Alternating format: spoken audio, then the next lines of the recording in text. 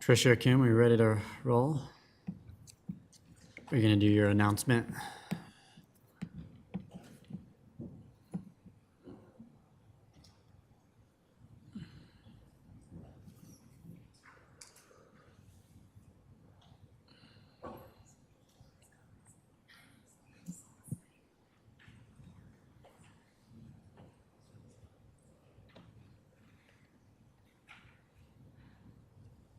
Habrá interpretación disponible en español en vivo por teléfono. Llama 720-386-9023 o ingresa al código de conferencia 104091.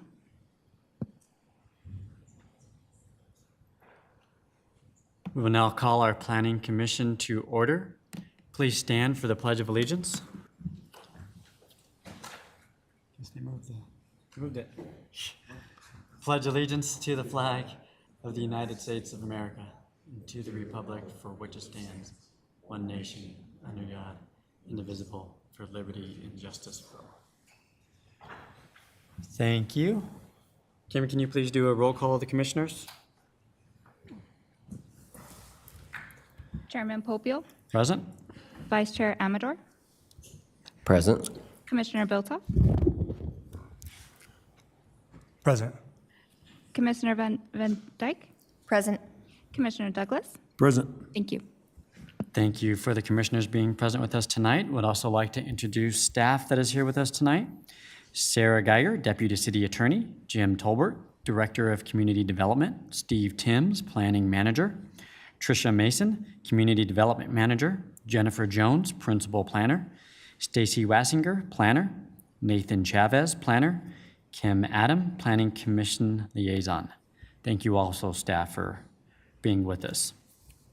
We'll now ask for a motion and a second for approval of our minutes from our last meeting. So moved. A second? Second. A motion and a second. We'll call for a vote for approval of the minutes.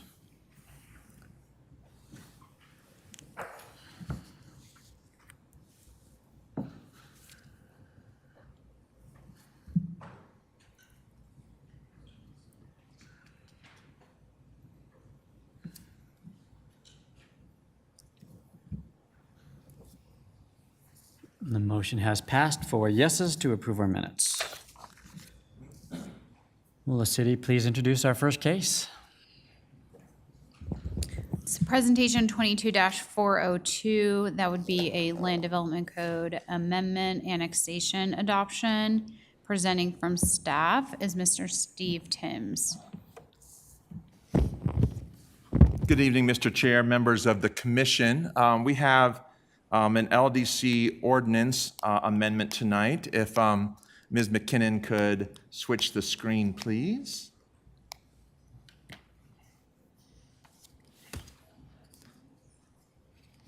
This was an ordinance that was heard, a study session with you all last month, but now it's ready for formal recommendation.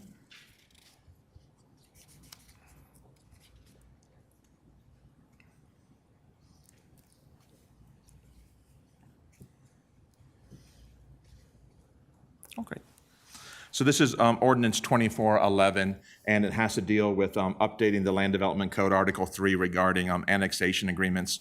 And if you remember from last time, if a property is to be developed within Commerce City, the first step is to annex that particular property. And there are some state law criteria that must be met in order for a city to annex property. But as part of the annexation process within Commerce City, there's also a written annexation agreement, and that's agreed upon between the city and the landowner, and that's taken before City Council with conditions, terms, and obligations of annexation. And there's also what we have is a agreement template that we use here in the city, and so that oftentimes helps to facilitate and speed up the process. But why is a particular LDC update needed on these? So it was determined by our legal team that these updates are needed to reflect existing processes, terminology, and authority of these agreements that the city is currently doing. to modernize this section through updated legal language, but there will be no change to the overall approach or requirements associated with annexation in the Commerce City. So the particular changes, we talked about these last month, but here they are again in two sections of our Land Development Code. Again, some terminology changes. We're calling it now an annexation agreement rather than a pre-annexation agreement. Coordination with the Development Review Team and City Council. There's a schedule of when it has to be executed before it can be heard by council, and then giving authority to the city manager for fully executing those.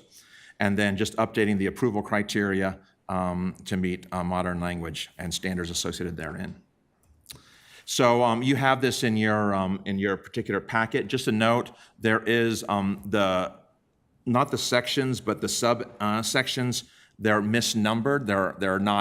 They're not reset, and so they will be reset for the City Council. But the actual text language is correct and final, and so that's what you see here as well as in your packet. And then the recommendation, we did talk about this last month on June 7th. And you all, PC members, did appreciate the changes, recommended that staff did bring those back for formal adoption. So at this time, staff is recommending that Planning Commission forward the requested amendments to City Council with a recommendation of approval. And so if you have any additional questions or discussion, staff's available to answer those. Any questions from the commissioners?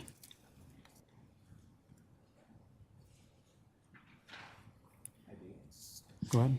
Just one question that staff's worked this through the city attorney process and that they're fully on board with the language changes. Yes, these actually were generated from our city attorney's office, so they originated it and they love the language. Yes, it's my understanding both Mr. Hayter and I believe even prior to that, Mr. Sheasley has reviewed the language. Very good. Thank you for the clarification. Any further questions from the commissioners? We will now move over to participation from the public. For virtual participation, the city needed advance registration to participate in the virtual public comment portion of this meeting. We did not receive any requests from the public to speak virtually. However, if anyone wishes to speak at future Planning Commission meeting, please check the meeting agenda and the city website for information on how to register or submit written comments. We will begin the public comments for those who are in person. If you are in person and wish to speak about the case, please step to the podium.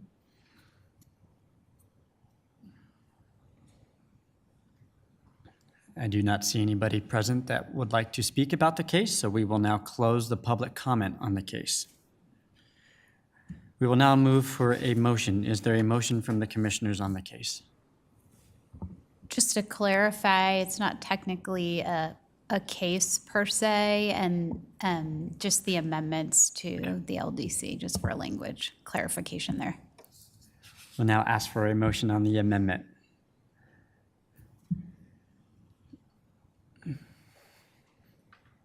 Mr. Douglas? Thank you. I move that the Planning Commission recommends the City Council approve the proposed ordinance number 2411, amending the Commerce City Land Development Code. I have a motion. Do I have a second? I'll second. We have a motion. We have a second. We will call for a vote.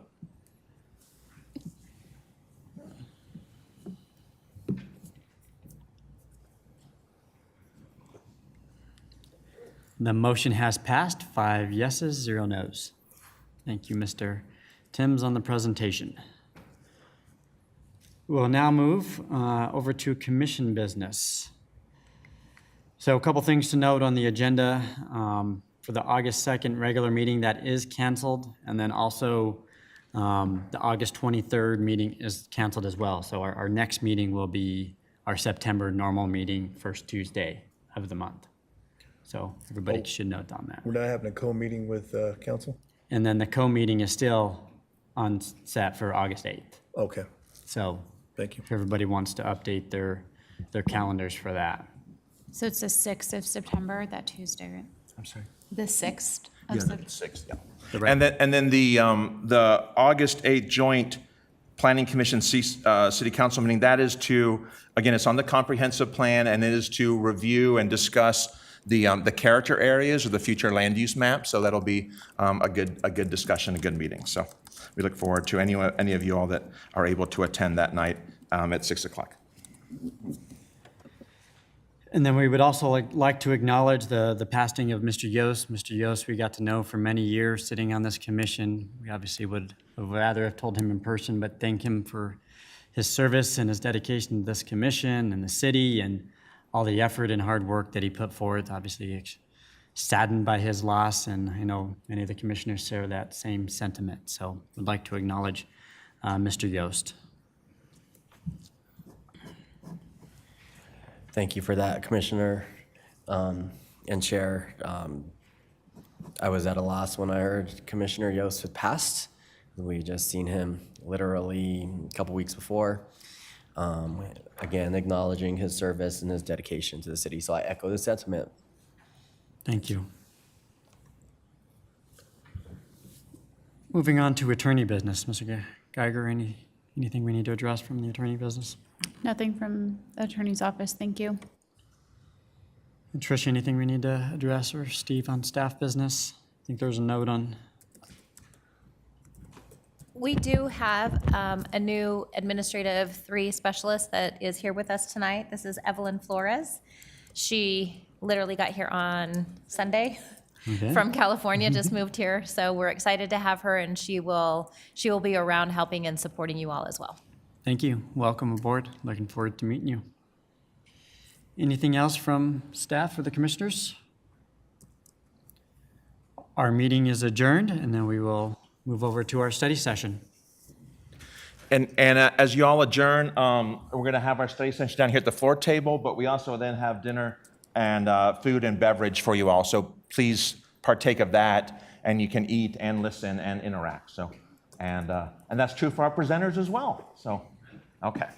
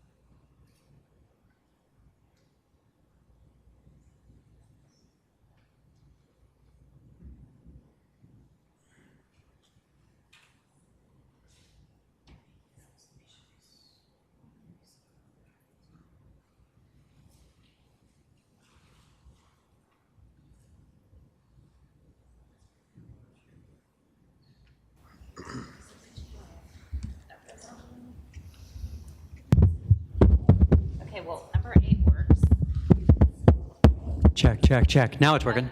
Yeah, we're good now.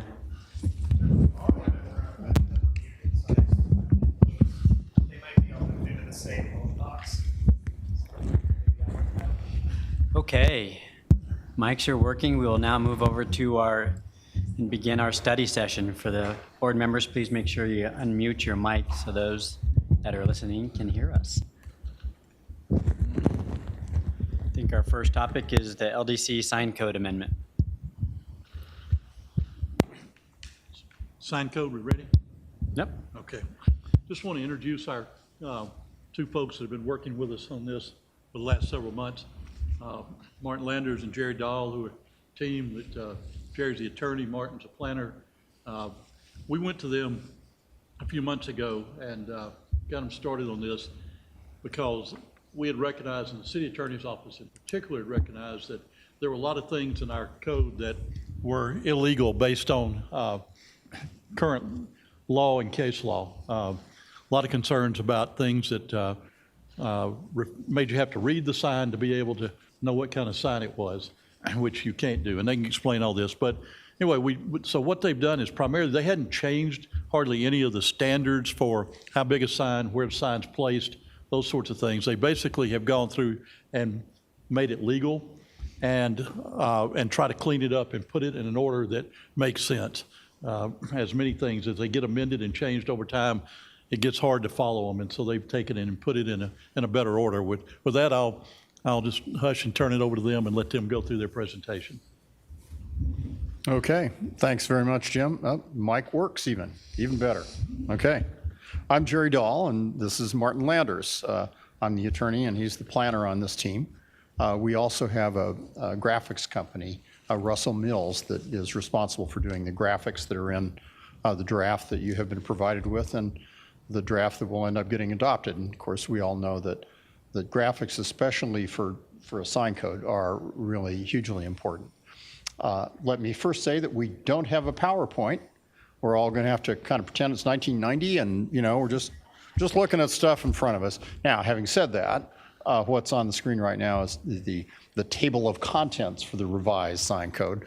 But I think we're all capable of just looking at paper here. But if we do need to pull up an individual section of the sign code, and of course you've all got electronic versions in your packet for tonight, we can easily pull that up. And I've spoken with Nathan, and he knows that if we want to look at proposed section 8240, he can pull it up and put it on the screen. But of course, you've received that packet-wise.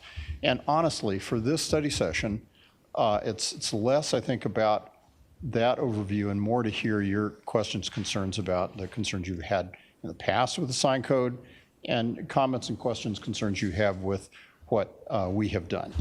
As Jim mentioned, we kept a large portion of kind of the regulatory, here's what's legal, here's what isn't, and the kind of sign standards, but we did a fair amount of reorganizing, frankly, because we felt the code wasn't intuitive, and we've reorganized it in a way we think that flows better.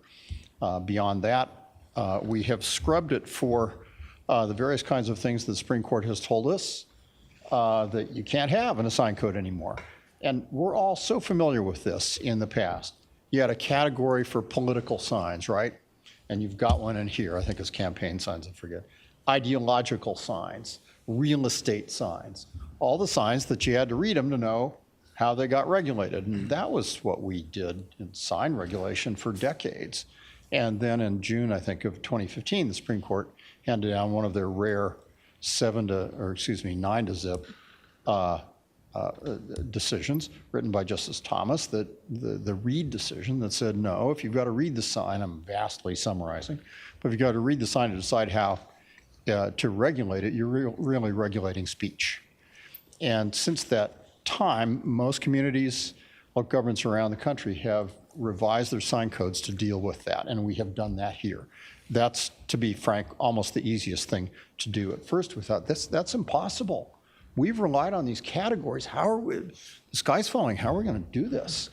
And we came to the realization along the way that really it was not that hard. You can regulate time, place, and manner, right? That's the classic First Amendment requirements.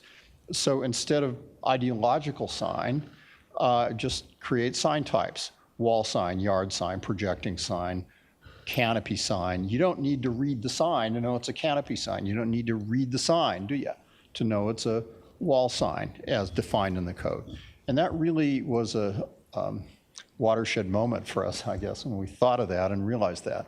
And most communities have gone to that structure. That's the structure that we've prepared for you here. Let me spend just a few minutes talking about the process we went through to get to the draft that you have and where we'll head from there. We recognize you've got 4 substantive matters on tonight's study session agenda, and we'll move with dispatch to give you sort of a short presentation and ask for your questions. My goal is that we're out of here and you're on to the next fun thing in 50 minutes or so, or however, less or more that you're up for, but we'll try to move quickly. We know you've got a big agenda. Our approach in revising this code, as we have done for many other sign codes around the state, is to first do what we call the code diagnosis phase. So before we actually even start rewriting, we look at the existing code and we diagnose it just like a doctor would in looking at a patient and say, what exactly is wrong here and what are my recommendations?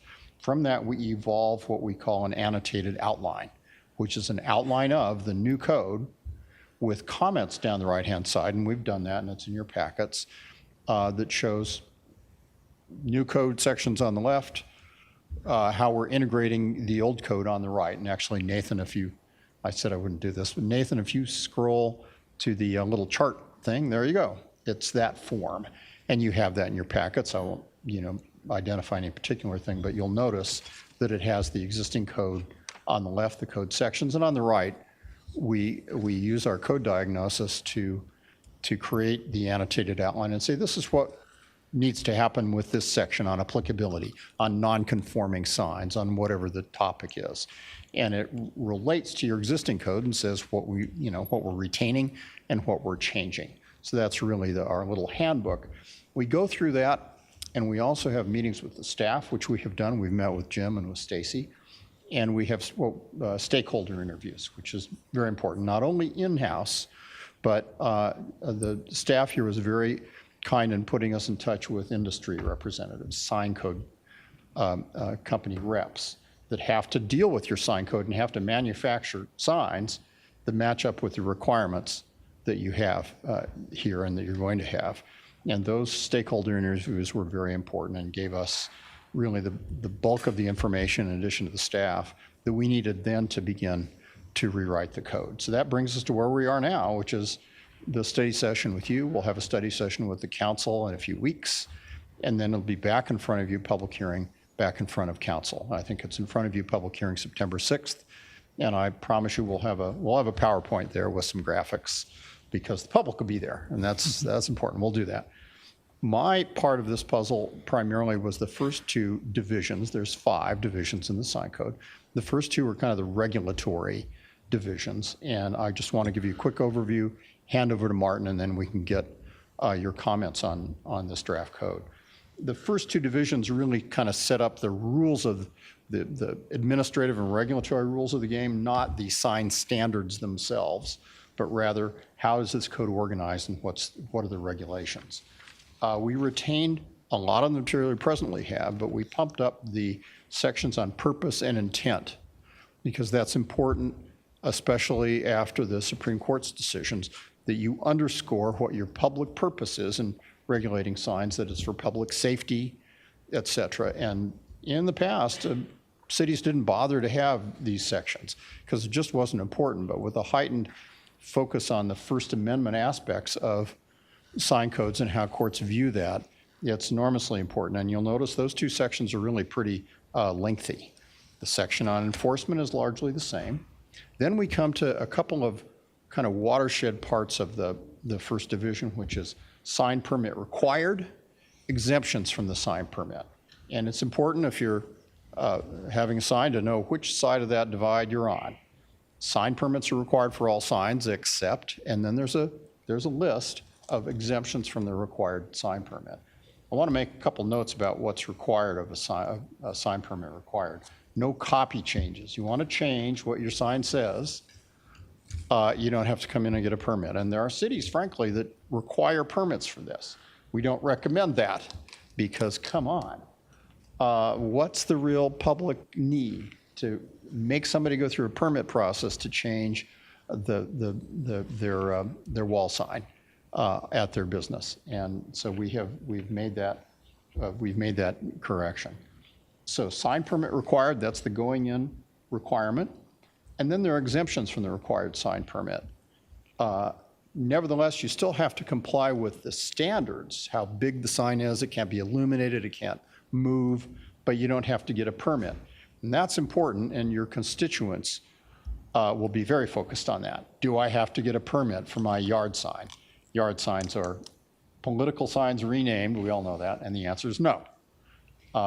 In addition to historic signs, address and building identification signs and temporary window signs, the kinds of things that while the staff needs to be able to go out and say your sign's too big in the window, whatever, you don't have to be telling people to get a permit for that. And so we have created that list. And you have a similar list now. So that's the kind of major division between signs required for a permit, signs that are exempt from permitting, but still are required to follow the standards that are in the code. Let me make mention of two kind of process issues, and then I'll turn over to Martin to get into the sign code, the sign design requirements. You presently have something called Comprehensive Sign Program, and I think you've got a section called Administrative Variance, which we've renamed to be Minor Modification. And we tuned those up a little bit after speaking with staff. But the Comprehensive Sign Program is something that is now required if it's a multi-use or multi-building business, commercial, industrial development, or redevelopment. You have to have a comprehensive sign plan for that. And frankly, we believe that's in the interest of the folks that are in that development. So you have a unified style of signage. You're able to kind of mix and match your sign entitlements and look at it from the holistic perspective of the entire development. And if that's true, if you've got that kind of development, you can then be eligible for a slightly larger, what I'll call variance, but in the new terminology in the sign code, it's a minor modification. Then the director has the authority, and presently I think does, to allow increases at 20% of things like height, let me think here, sign area, height, and setback reductions. If you're a comprehensive sign program, you have the ability to ask the director. Director doesn't have to say yes, but you can ask the director for a variance or an increase up to 25%. So that's the value of the minor modification process. As is true for almost any land use regulation, there are unique situations that we just can't know ahead of time. We don't have a time machine. We're not all knowing, and there are unique situations that lend themselves to unique solutions. And that's why I'm glad to say that you've got that minor modification process in your sign code now, and we've enhanced it. That's a thumbnail sketch of kind of the administrative and structural aspects of this code, and I'd ask Martin to tell you a little bit about chapters 3 through 5, which are the specific sign requirements and design requirements themselves. Martin? Okay, thank you, Jerry. Well, as Jerry mentioned, he kind of hit the highlights on the general procedures section along with the administration and some of those provisions. What I'd like to do is talk a little bit more specifically about the actual standards that have been updated throughout the code. You'll notice that there's 3 additional divisions. We have one division that's called General Sign Requirements, another called the Permanent Sign Standards, and then the third one, which is the Temporary Sign Standards. So we set this up so in the general sign requirements, we address such things as sign measurement, sign design, sign illumination, electronic message centers, sign installation, sign maintenance, those types of things, the things that are again, general. Once we get into the specific sign types, we divide those up between both the permanent sign types and temporary sign types. And we've listed 10 different permanent sign types and 6 different temporary sign types. Within each of those particular divisions, you'll notice that we've completely reformatted the code in terms of adding additional graphics to help explain various concepts in much more intuitive way. And then we've added tables for each of those particular sign types as well, so that you can go to one section, say on awning signs, and read a table and figure out what not only the standards are, but whether a permit is required, all the various information that you need by looking at one particular section of the code. So as Jerry mentioned right off the bat, one of the things that we do with the sign regulations is we reorganize them in such a way that makes them much more user-friendly, not just for the applicant, but also for staff, planning commission, others that use the code. That's a brief overview. I can get into any specifics or details that you like, but that's what we've done with the code. One point I might make about the Supreme Court, and it's helping us write our sign codes. One of the things that was really troublesome for all local governments after the Reed decision, which said if you've got to read it, it's a First Amendment, violation, was, well, what do you do with off-premise signs? There's a lot of kind of clever workaround we can do for political signs. You call them yard signs and say you've got this yard sign budget, use it for whatever you like. You can put up signs that say I hate taxes, or you can put up signs that advocate for or against things. We do not care. And we don't have to read it to know that. But typically, all communities have, or most communities had prohibited off-premise signs, where you have a sign that advertises some other business somewhere else. And that's been something that cities have done for many, many years. Counties less so. When you think about it, if you're out in the county, you've got the ability to have a sign. It's probably a little easier to understand that the business doesn't have to be located necessarily on that property. But in a city, that's something that's been a public policy goal for a long time. So we came up with as many little tricks to define off-premise signs in a way that didn't require reading them. Like, okay, the sign has to be owned by the same party that owns the underlying property. But the workarounds are really complicated and could be worked around, if you did a lease or something, and that was very frustrating. But within the last year, the Supreme Court handed down a decision involving the city of Austin and basically made a little bit of an exception and allowed us how we could actually call an off-premise sign an off-premise sign. And we've so defined it in the code. An off-premise sign in the new code here is, if I can find it, it's pretty simple because we track the city of Austin case. It shall mean a sign advertising goods or services not provided on the property upon which the sign is located. So you do have to read that sign to know that it's an off-premise sign, and off-premise signs are prohibited. They're not an allowed sign type. But we do have cover from the Supreme Court. Interestingly, more detail than you care about, but the concurring opinions in the Reed case in 2015 said, this is really going to have a huge impact on every sign code out there. And did you really mean that? And as it turns out, as I said earlier, we all thought the sky was really falling, and then we figured out how to figure it out and create mechanisms that still achieved our goals, which was signs that are reasonably attractive, signs that are not clutter, signs that are not distracting to motorists, signs that do not make travel on the highways and sidewalks dangerous. We're able to still achieve that goal despite not having our favorite sign type categories from the old days. And largely, communities around the United States have shifted to that. I do want to emphasize one thing Martin mentioned about the charts. We really rely heavily on both charts and illustrations. And as we evolve this and bring it back to you for public hearing, we'll have some examples of those that we can put up. Nathan's furiously scrolling to see if he can. There's one. There's a chart. And let's see, that chart's, I think, what are we at? Table 10A, 810A, is that what that is, Nathan? And Hard Nathan, to if say. you just back up another page there, we can go to the first heading for whatever that subject, right there, yeah. So for example, that's sandwich board signs. So we start off there with some general requirements regarding sandwich board signs. We show an illustration of what a sandwich board sign looks like, and then you go to just down to the next part, then you've got a table that kind of consolidates all the standards for sandwich board signs.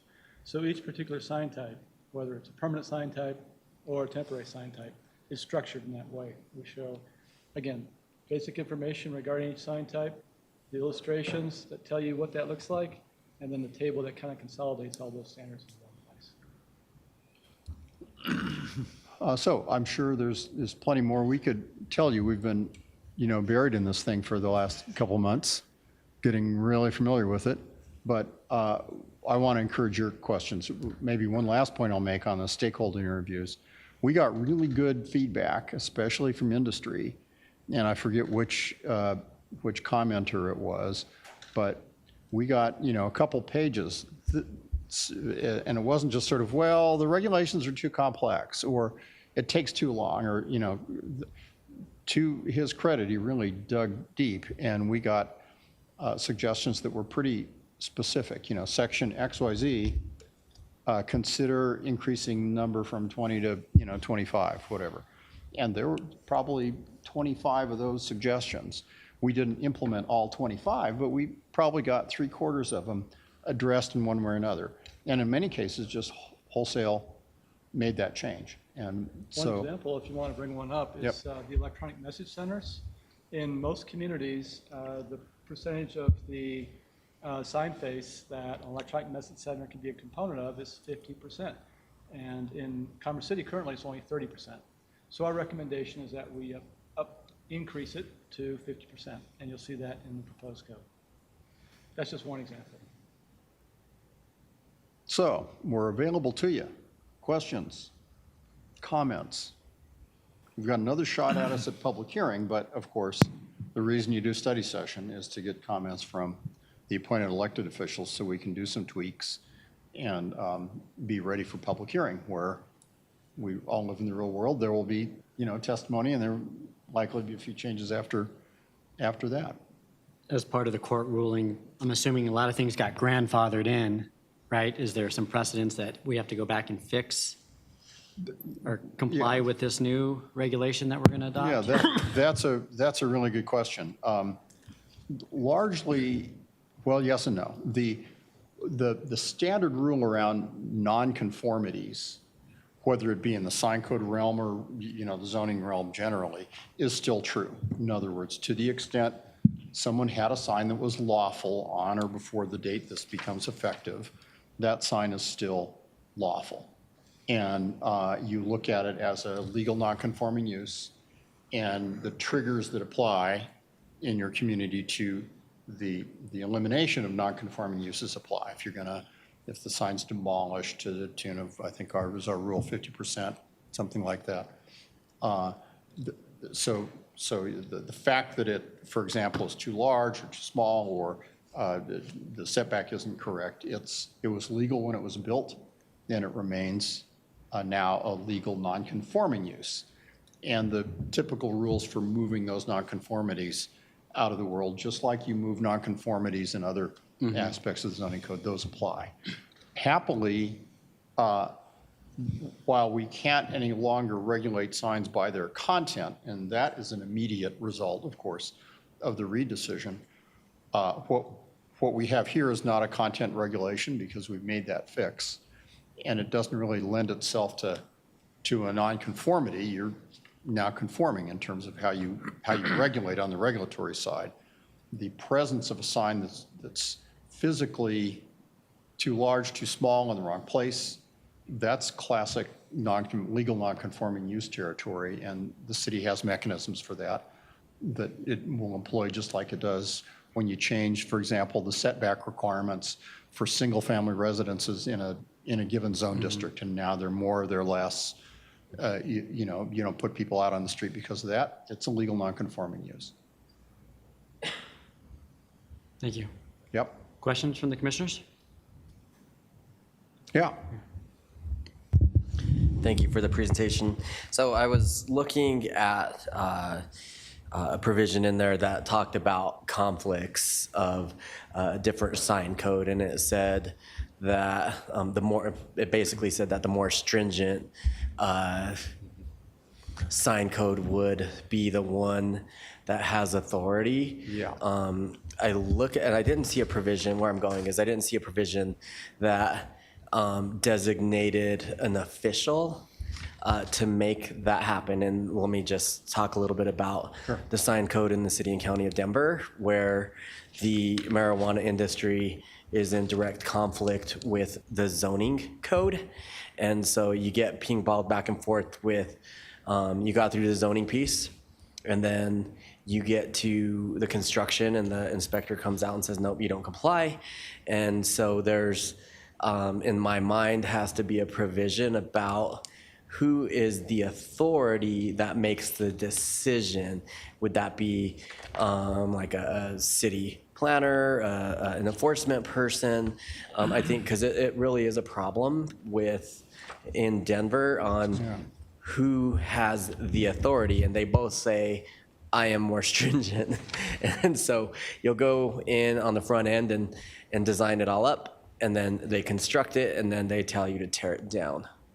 And so then you're in non-compliant. It's insane. So I think that would be a good provision to the code of who makes that interpretation as a city official. The default is the guy right there, is the director of community development, planning and development.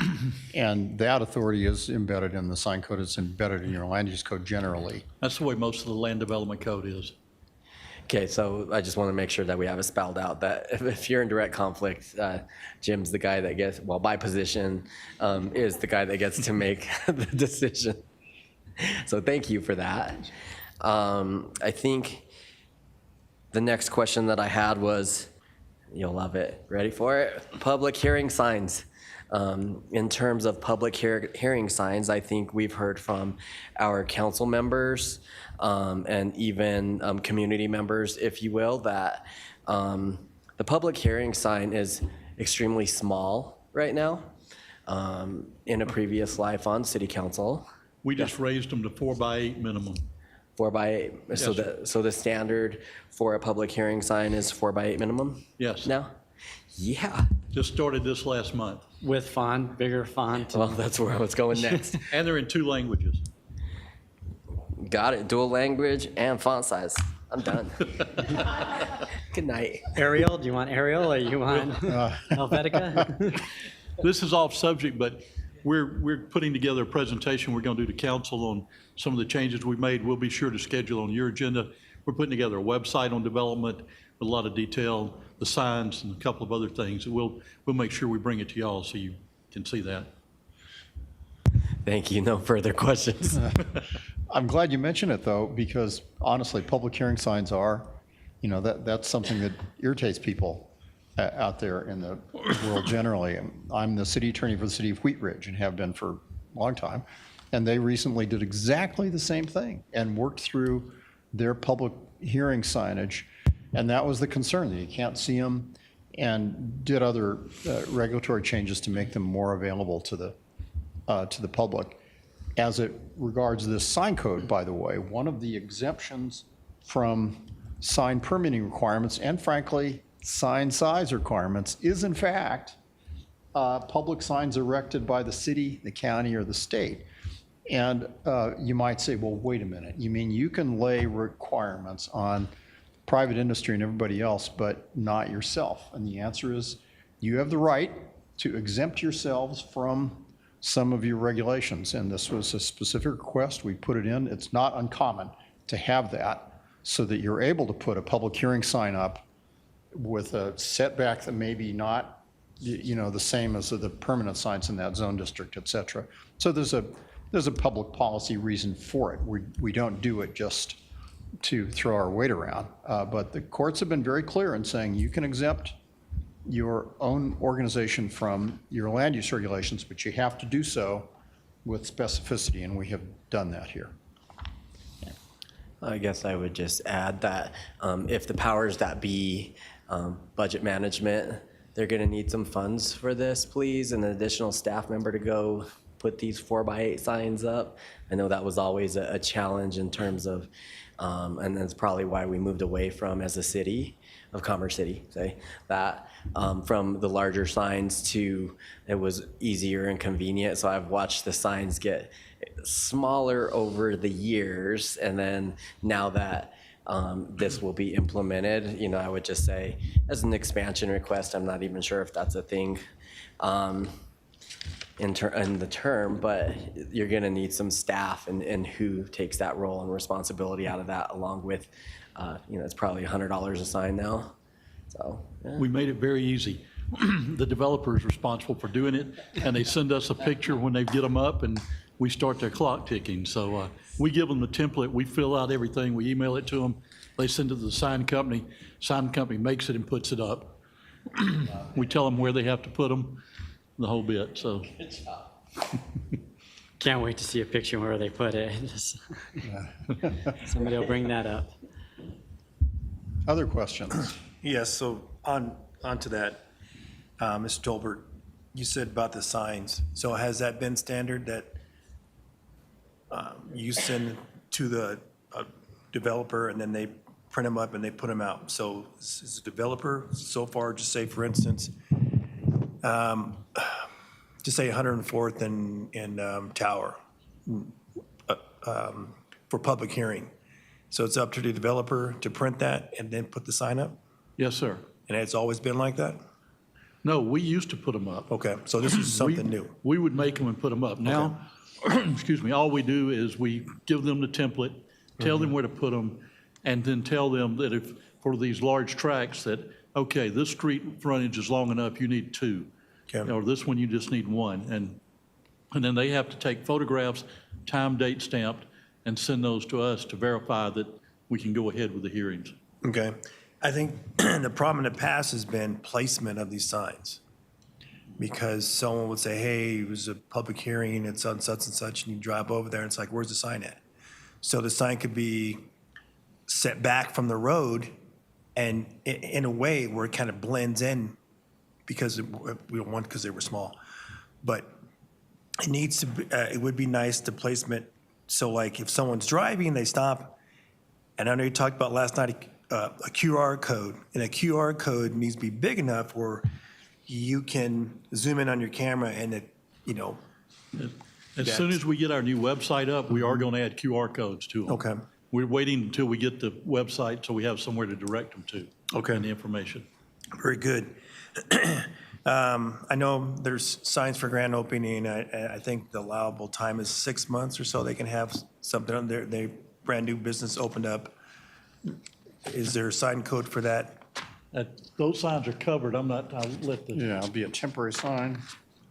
There's a temporary window sign section. Yeah, let me see if I can find the right thing that would apply to that. 8,500? Yeah, it'd be an 8,500, probably one of the last items, actually, because they're all alphabetical. Yeah. While they're looking too, just one other thing about the signs that we're doing, and again, we're still working through all the details, but when a large development comes in and they first make application, we're going to have them put up signs that tell people that this is in for review. It may be 6 months or a year before it comes to any hearing, but just to give people the knowledge that something is happening, Okay. we're going to put those signs up. So Okay. we hadn't gotten quite to that yet. Yeah, I have a question about that. Just in the process, in the mechanism of approvals, specifically with our purview here, has there been any acknowledgement of something that might be in the pipeline, that as soon as this is adopted, that it becomes non-conforming on how to reconcile that issue and vet those things out?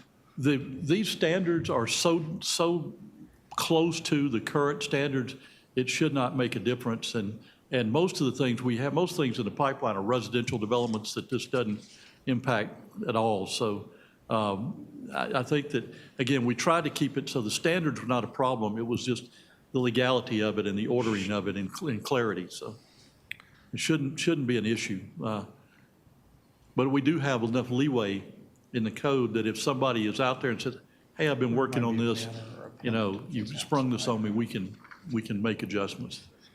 So that might be a good idea just in terms of the time frame, because I know that things getting grandfathered in as far as building codes, if there was an adoption, if that was noted in the sign code as to the leeway of, to give the, if someone's in the pipeline, they've been working on it for a long time, they run up against it, but, they didn't further it as this is going on, just that there's some mechanism for And if that's the the, desire of the commission and council, they might do something like, say it's effective January 1, and then we put the information out there and give people time to, if they're working on something to get it in.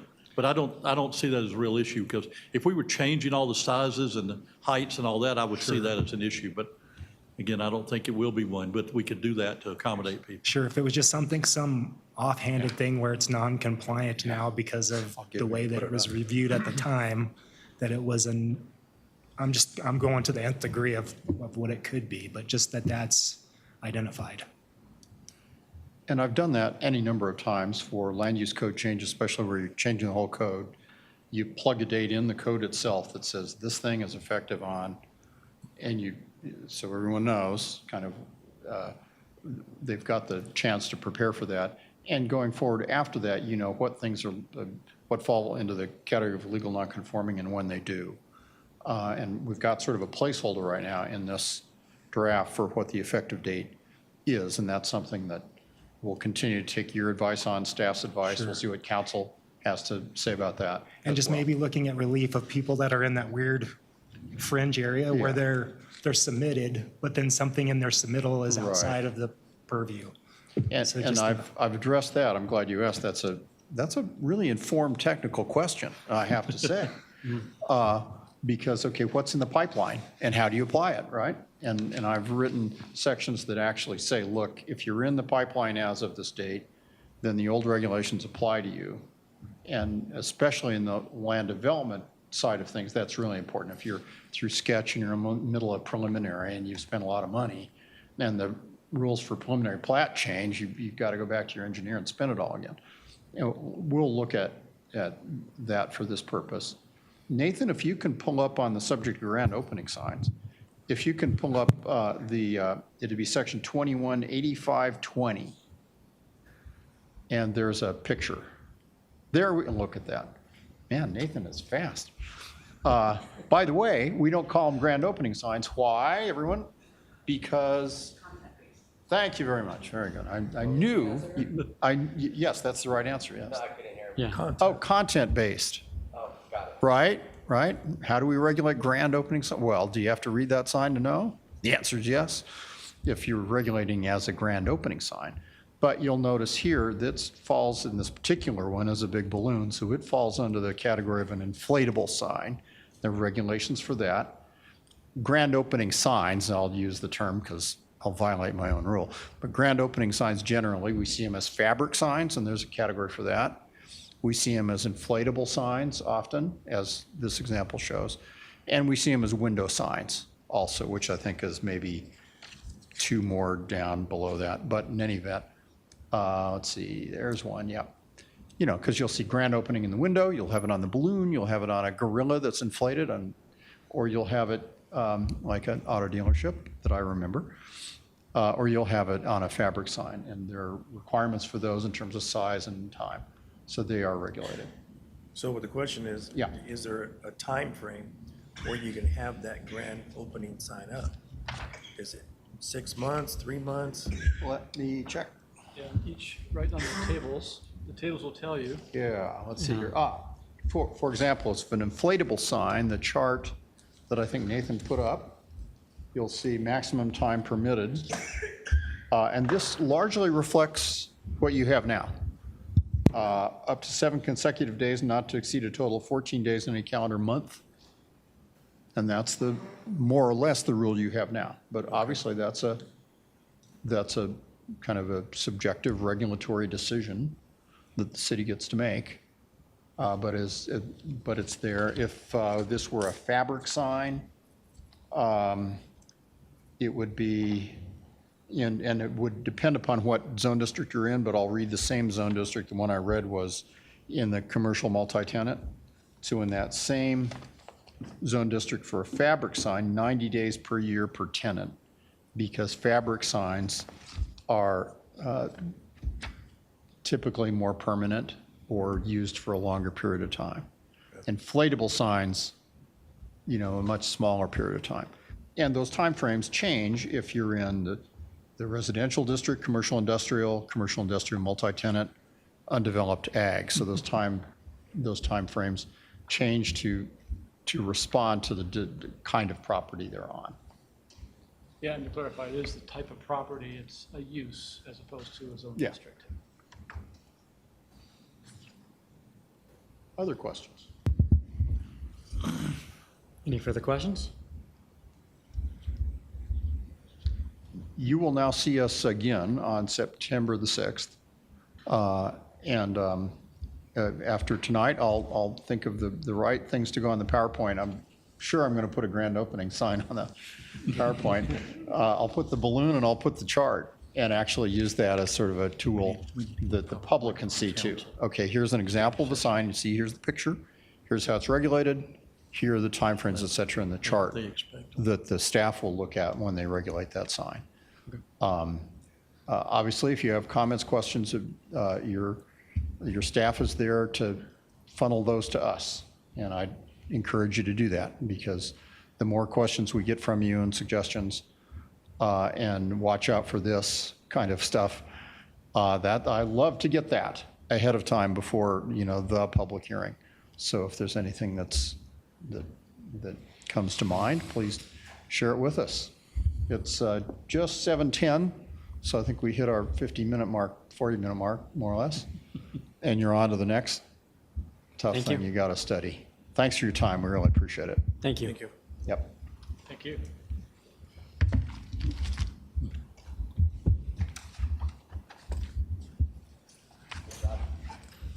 Thank you, guys. You bet. See you soon. That's crazy.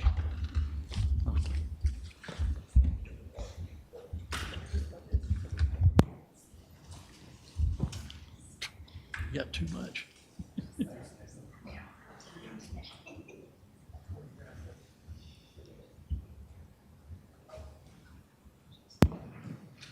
PUD process, huh? All right. I guess y'all got to put up with me the rest of the way here. Just you, Jim, huh? Solo? What's before you tonight, actually, we went to council last night, kind of got reversed order, but this is something that's very important to them that started the first day I was on the job. I started hearing about some concerns about the PUD process. I think you may know that we're about to undertake a major revision to the Land Development Code, basically a complete rewrite and study, and try to get it brought into the current day. We're interviewing 2 consulting firms on Monday to try to choose one to take to council, but council was very interested in trying to put in some things in place to deal with some of the major issues that they see in that they've had lately with the development process, with the plan unit development process. And essentially those things come down to 3 or 4 primary reasons. One, they've been very concerned about the lack of commercial development.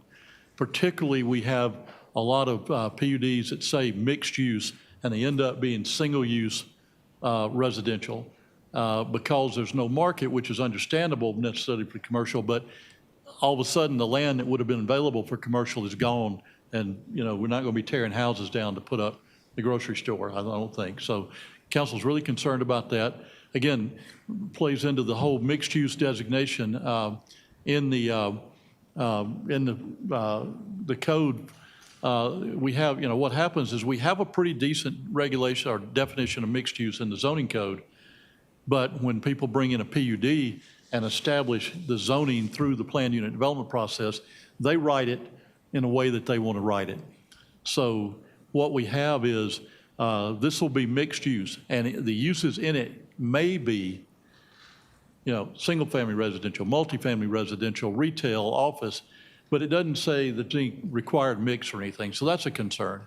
And then the third one that has gotten to be an issue are concerns over the HOA parks, the private parkland, and the fact that it gets split up and is virtually, there's not anything that's really usable. It's remnants, it's the extra land between the backyard of a house and, say, the right-of-way or just, anything like that. It's drainage ways and things that are really not useful. And so that's been an area of concern. So what are we recommending doing as a quick and dirty change to get us through until the year and a half till the land development code's done? We want to make it very clear that a PUD must meet the intent of the PUD ordinance and must be hard to achieve. Our attorney's office is concerned that a lot of times PUDs get used just to circumvent the regulations, that a straight zone will not allow them to do something. So rather than do something creative, they just use a PUD, and they've done that in the past to get around it. A PUD, the whole theory of PUD was established, many years ago.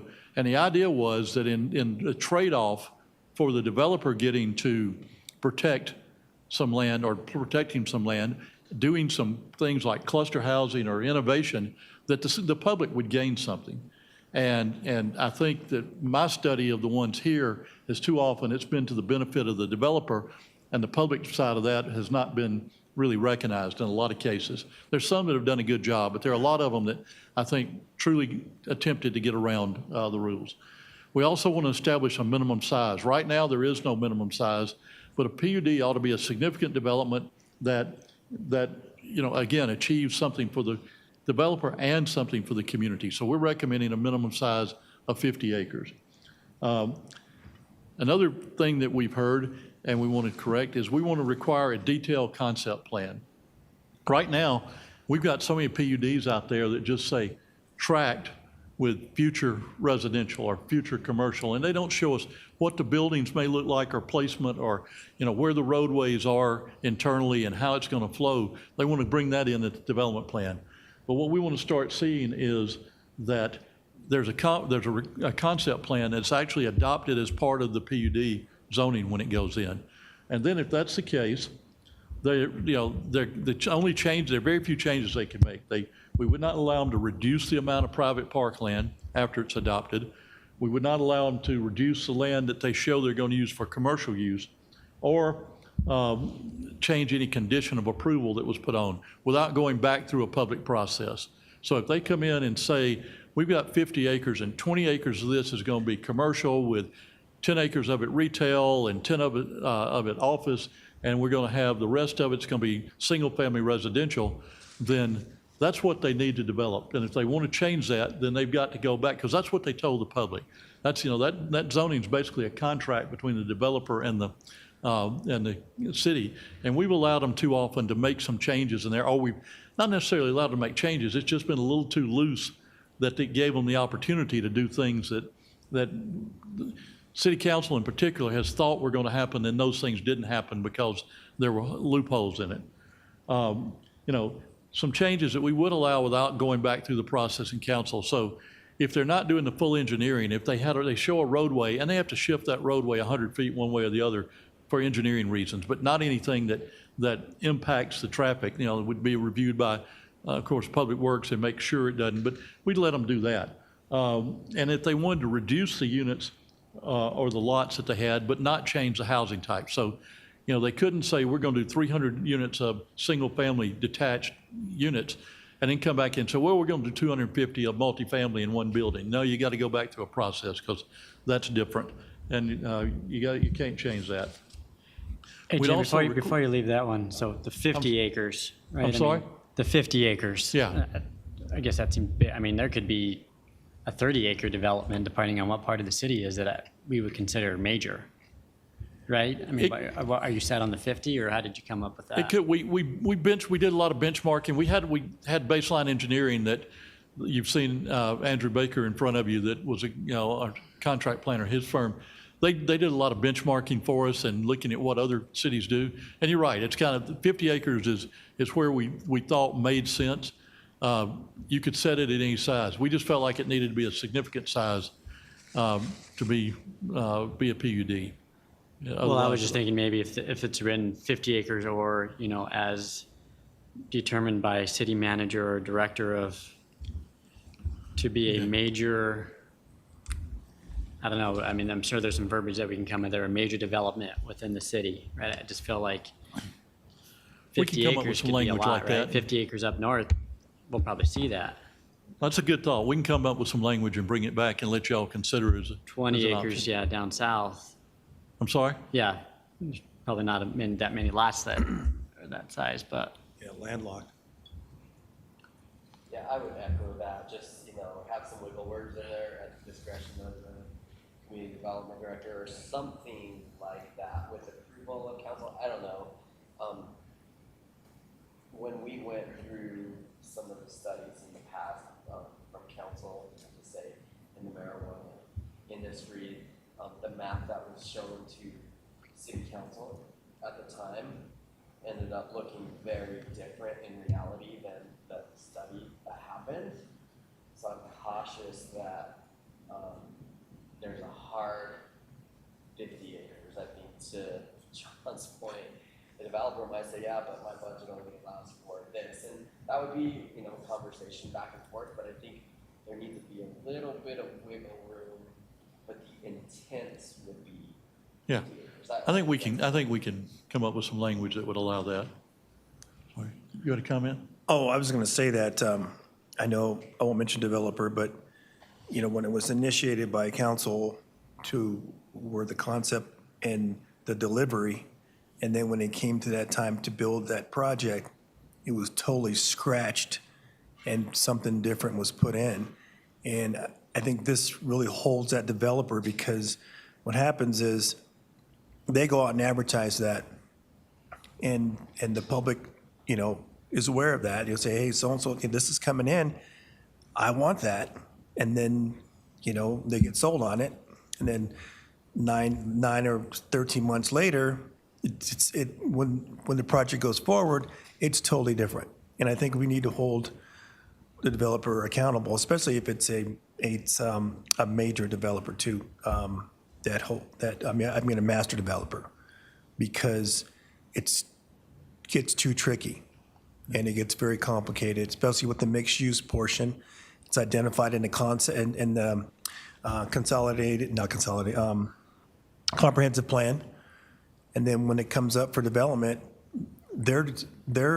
how they determine mixed use is not the same as what you see in other cities.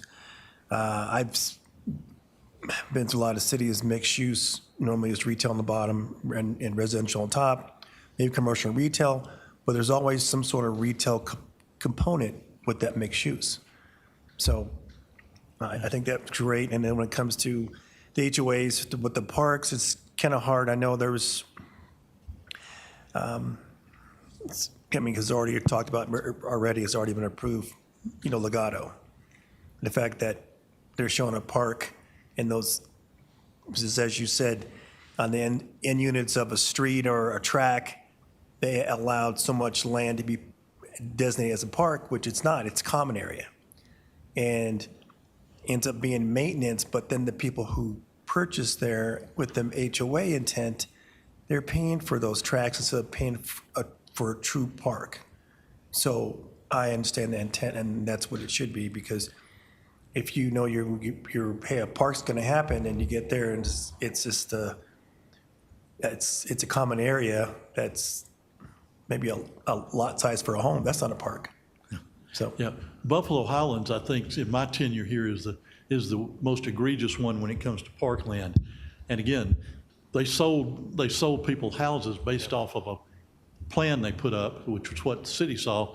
Then they changed and eliminated all the real parks in it, basically, and Right. all people got was drainage ways and 20 feet behind the street right of way. So that's what this is aimed at requiring. Again, if it's, as we say, no PUD development permit would be accepted if it varies from the concept plan. If it does, it must go back through the public process. We can't tell people they can't do it, but instead of administratively, we say, yeah, that's a better idea. No, council approved this. We're going back and get council approval if you want to do anything differently. So that's a major change. Another change is if they make reference to mixed use, then we want to require that there be a minimum of 2 uses identified, what those are, with the lesser comprising 25% of the total development. So in other words, if you want to do commercial and residential, you can do 25% commercial and 75% residential if council, planning commission will approve that. But that's what you have to do, and it's not debatable. You've got, whatever you choose, and we want to write it in such a way, and council like this last night, is that mixed use is not two different forms of housing. Mixed use is a commercial, an office, an industrial, and then the other side being something else. And it could be commercial and industrial, retail and industrial, but again, what we've had happen is too often mixed use becomes a single or multiple forms of housing. So we want to change that. Next thing is we want to change the parkland requirement to 10% of the total land area. I think, Steve, I said last night it's 5. Now it's really 3 for HOA. Yes, 3 currently for HOAs. Of that, we want to say a total of 5% must be in one parcel, no smaller than 1 acre. So, if people are buying in a development and there's supposed to be a park, there is a park. And, I think that's important. And it must have a minimum dimension of 150 feet on all sides. So it can't be a long linear thing. It's got to be something that, that looks like a park. May not include floodplains, drainage ways, and floodways. Those can be open space, which doesn't count as part of this, and they should be, but they're not going, people should not think that they have to recreate in those spaces like they do now. And it must contain some amenities, such as a playground, ball fields. It can be simple, but it's, it's not just go out here and just leave a vacant acre that somebody's got to cut the grass on. We would say that trails could not be counted towards the first 3%, so at least 3%. And if we use a 50-acre minimum, that would be an acre and a half, would have to be devoted to a park. And then trails could make up the other 7% of your total, but not the first 3. And then for densities greater than 8 dwelling units an acre, the required parkland would rise to 15%. Again, realizing that the more dense it is, the more open space, more parkland that you need there. And again, this is, we benchmark these. These are pretty much the middle of the road with a lot of our communities around us. And so we think they're fairly consistent. And the great thing is most of our developers are used to dealing with these. They just hadn't had to deal with quite as much here. And it's not like it's going to be a major change for them. Do you think that, Jim, though? Because, it seems like a lot of the applicants that we're seeing, we're barely over the park percentage. I don't remember a case that was 3 times what we were requiring. I'm sorry? Seems like that's a drastic change, right? The 3 to 10%. Maybe Steve can chime in, but I don't remember. Seems like every time we see these cases, they're, whatever the park percentage is, it seems like they're right at it, right? If it's 3%, they're maybe 3.2%, whatever it might be, right? So 3 to 10 is, It is. you think that's a slight change, but do you think they're going to view that as a drastic change? I think, I've heard council pretty loud and clear, in my 8 months, that they feel like the 3% is not nearly enough. That's again. I'm just saying that's 3 times, right, what we're... Right. Now, there have been quite a few that have come in that are at 7 or 8 already. There are some that are at 3.1, but there are some that are 7 or 8. Some of the nicer developments that do a better job with it. Well, you said you'd done some benchmarking. What does it look like compared to other development areas? Is 10% closer to what you're going to find? There's some that are at 15 already, Yeah. and there's some that are at 5. So they're getting away with it here by this 3% is what I'm hearing. I would say so, yeah. Yeah. And then with the things that they can count, that's the other piece of it is the fact that you can count a drainage way as your open space, and and that's you're not required to actually build a park. With the consultant, has they done a benchmarking like from what other cities have? Right, I think we can talk ourselves in circles to say, oh yeah, 3%, 5%, 10%. But in previous studies, again from a former life, we said, hey, what is Denver doing? What's Aurora doing? What's Thornton doing? Those kinds of things. And there was always a matrix that kind of said, oh well, your parks is going to be, as a average, if you will. Denver's, Commerce City's 3, Denver's 15, Thornton's this, right? And they kind of went down that road. Was any analysis done on that, or did we just swag it like that? No, that's what they did. They went out and presented that, and then we developed you know, the Okay. recommendations. We can, when we come back for public hearing, we can give you that in the background information. Yeah, perfect. And then thank you for that as well. So I feel a little more comfortable that we're just not pulling things out of the air, and that's good. When I think about this sub-bullet point, may not include floodplains, drainage ways, and floodways, but then the next bullet point says must contain amenities such as playgrounds, ball fields, etc. I think about Fairfax Park. And Fairfax Park does get flooded to the brim at times.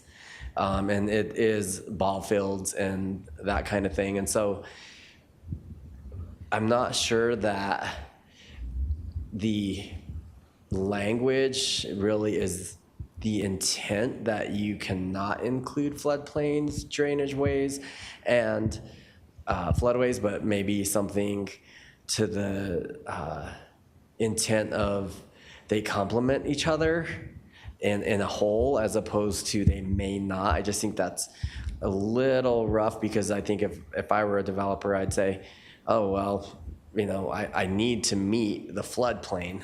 I just do, right? We're not looking for what's over by DuPont Elementary where they fence it off and it's just there's nothing in it. It's just a floodway, right? That's the drainage, if you will. I think something to the effect that they would complement each other. So it's just like, I think it's, if you have the floodways and then you have, parks, how do you work together on that, maybe? Maybe some language that, again, I'm still learning our code, but we don't allow basically anything to be done in the floodplain, we're a unique city with that, but maybe to this extent that you could amenitize the floodplain, not the floodway, because we don't want anything in there, but the floodplain.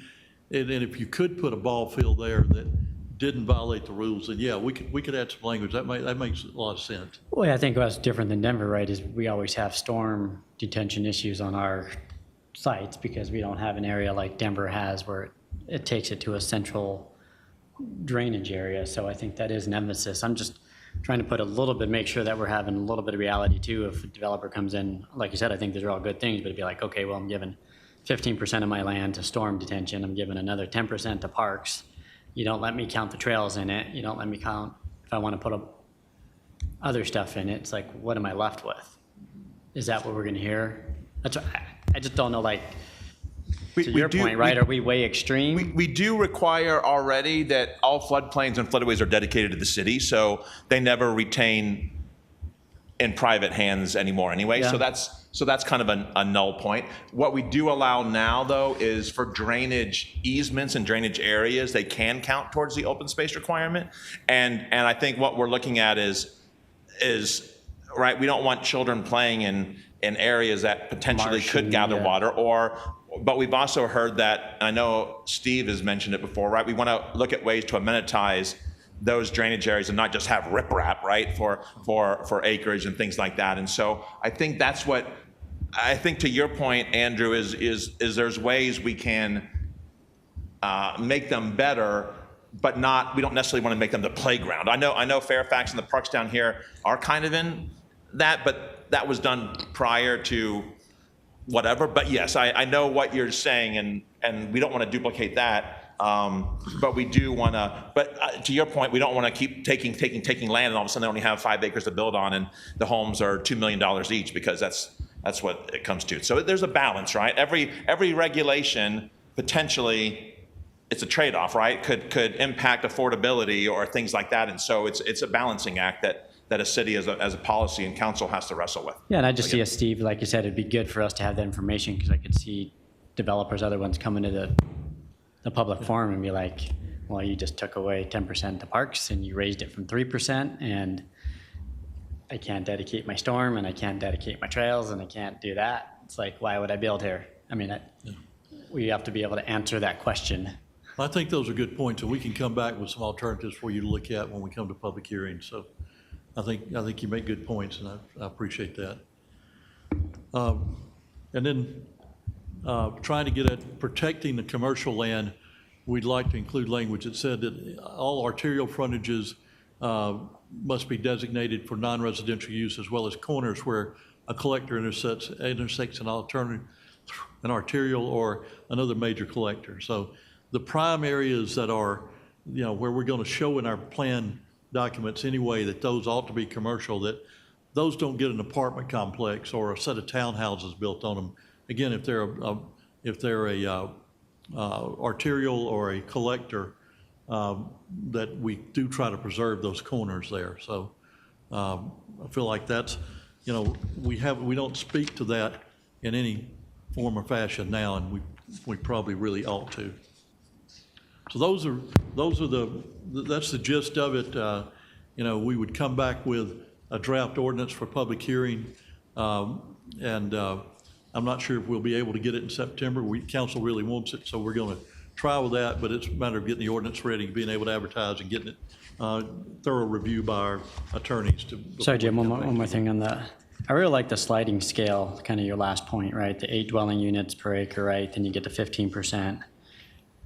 I think that would be good, right? I mean, we're seeing, again, higher density, you should give us more open space, right?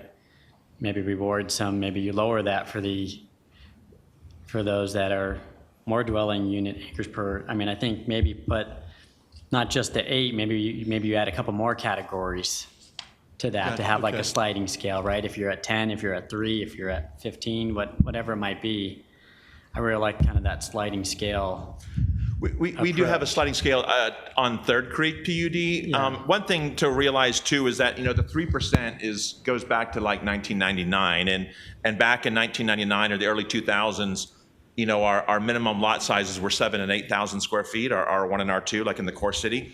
They're not building 7,000, 8,000 square foot lots anymore, right? And so that 3% hasn't adjusted, even though our density's probably doubled or in some ways more. So, but that sliding scale is something we can look at. We did implement it in Third Creek, but I see what you're going. Yeah, you're actually right, Stephen. Nobody's coming in right now and telling us they want to put, Right. bigger lots, right? Everybody's like, how many can we cram in and barely meet the minimum? Jim, I guess back to my last point, do you think this is an extreme one? Because I feel like this one could be similar to the 10% park, this requirement. We could do a little refinement, and our economic development director and I've talked a little bit about it, and it maybe we change it to say that as designated in the comprehensive plan, where we've got those areas, and we key it to that, and so it's not every one, or maybe it's major collectors as opposed to collector. So. One thing we're doing as part of the comp plan that y'all will see next month, we're doing a map that kind of shows priority commercial areas or commercial corridors. And so that might then feed into what Jim just said. So it may not be every linear piece of it, but there may be areas that are worth preserving and protecting for commercial uses. So, but yeah, let's take a look at that. Yeah. Yes, sir. Has there been any thought about the provision of cash in lieu along with escalators to this? So it always drives me nuts when we come up with a plan and a developer will say, well, we'll just give you cash in lieu, and you're going to get, I don't know, 0.02% of whatever the market says, right? And 10 years later, because of escalation, inflation, everything else, that we're not able to afford their plan, and the city bears that cost because they said, here's the cash in lieu, and that's what it was, and we put it in some escrow account that grew like this big when we really needed this. I know we sent Steve back to the well for Tower Road on-ramp because that particular project aged from the cash that they put in at the time. And 10 years later, it was like, I don't even remember how much. It's $1 million gap. How much? $1 million gap. $1 million gap. And so over time, has there been any just kind of conversation, if we're going to kind of add some provisions to this and say, okay, developer, I would almost err on the side of saying, here's cash in lieu, but here's an escalator with real market or whatever of the cost when you decide to build it. It's still in your ball court. So that cash in lieu just drives me nuts, along with the amount of parkland they say they will do, and then it's always too small. That makes sense? Well, a couple of things. We are not addressing that right now. As you know, following on the comprehensive plan, there is going to be a Parks and Rec plan. They've actually kicked off Parks, Rec, and Golf plan.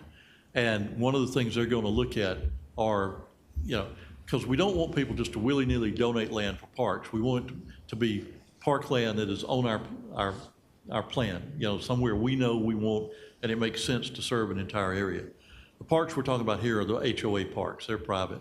But we want to look at that, and then we're having there's also a group looking at impact fees and those that affect those same cash in lieu fees also. So I think, council has recognized those as issues, and those are in various stages of work right now. So I think it's important, to look at the schools and the park donations that we get, but they need to, you're right, they need to be the sized correctly, and they need to be in the right location. And we got to figure out that, okay, we may not be building that park for 10 years. Is that $1,000 now? It's going to be $5,000 down the road, and that's a real issue. And we've even had one developer come to us, and kind of interesting recently, and say, I'd be interested in possibly, if you take away my in lieu fees, I'll build the park for you. And so, I think that's a win-win, because then we get it, and then he knows that if that park is in, that's a selling point for him, because then it's not looking at something on paper, it's really in the ground. The issue we've got is, do we have the wherewithal to maintain that extra acreage right now, or, are we building towards it? So we're looking at those things. They're very important conversations to have, but they're being studied right now. No, that's really good to have those kinds of conversations. I know with the development sitting right outside of City Hall, and the development for Cronky that never developed anything and came back to council at the time to extend or reset the clock for our URA. We were like, yeah, not happening. And so I think just be mindful of even conversations and what the definition of development is as we went down this road on the Cronky side. I can tell you that we really dug in and said, well, development isn't just a parking lot. We want vertical development. So I know we're talking about parks, but another tool in the toolbox through experience that when we're writing these kinds of things or negotiating with developers, that we really put some teeth into getting it built today and not lapsing 10 years and then coming back with the ask because Jim may not be here and I may not be here, and I hope I am, but those kinds of things. So that's really important to the council as well, as they might not even be in the same seats. So Yeah. Any other questions on this one? Yeah, I was going to say, this is a good example of the comprehensive plan. In certain areas where they've been targeted centers, and then when it comes up for development, they get pushed to the side, the commercial and the retail, and more residential comes in. And that's always the selling point for certain developers coming in and say, okay, we're going to do commercial and retail, but we need residential first because rooftop follows, retail, commercial follows rooftops. Well, we got plenty of rooftops. So I think, have to stop using that language of rooftops versus to get retail commercial, because we really should emphasize to put the retail and commercial in first. Make that your driving force, because then it's okay to add residential to support that. But right now, we're a bedroom community where we moved in here was 28,000 people. We're almost 70,000 people. That's 2004. There's an average of 3, I always say this, 3 families of 4 moving in every day. We're the fastest growing city in Commerce City. In the metro different area. But that doesn't reflect our needs. We have over $1 billion of leakage. And so it's there if we push that for the developers. We always get sucker punching and doing and going along with it, and then we get residential. So I think if we start carving out these areas for what the intent was, and then we're going to have a better built city instead of, okay, well, I'm going to change this. So I do like this because it really forces the developer coming in what the intent is, let's do it, so. Thank you, yes. Yeah, right now, as you say, there's 3,000 or 4,000 people a year moving in, and it's easy. The market is build houses for them. And, you know, and I think that there's some debate about whether or not we have the number of rooftops in the right locations for everything we need.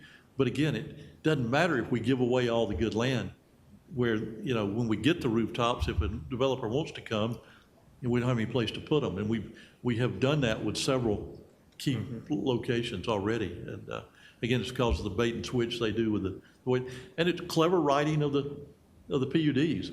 And we just got to be a little tougher with that. And I think this gives us that opportunity. Okay. All right, well, we will be back before you, again, it may be by the October meeting, but we'll have this for a public hearing. We've already work session, the study session that we counsel, so we just got to get things prepared and get them reviewed. We'll have it back. Okay. Before Jim starts the next one, just an announcement for last call for dinner here. If anyone wants any additional food or dessert or drinks, please partake of those now. Tricia's going to start just cleaning up a little bit. So I just wanted to just acknowledge that. And Tricia sent me a text, so I wanted to be sensitive of that too. Okay. Steve, you got me excited when you said last call. I know. I was person that came to my mind. Maybe that's what I'm crazy. I didn't see that fridge, Steve. I obviously missed something if you was last call.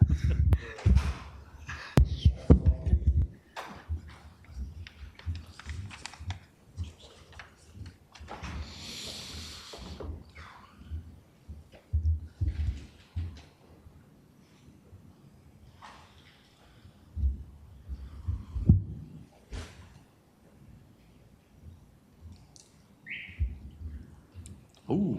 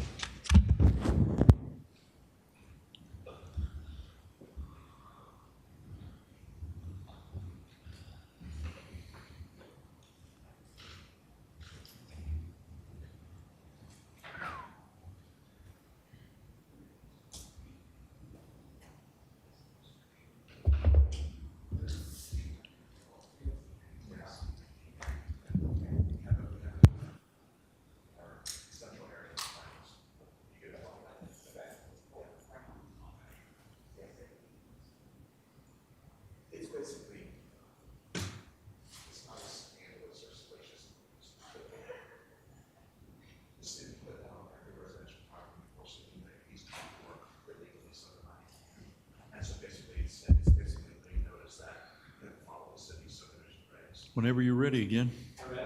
All right. Let's roll. All right.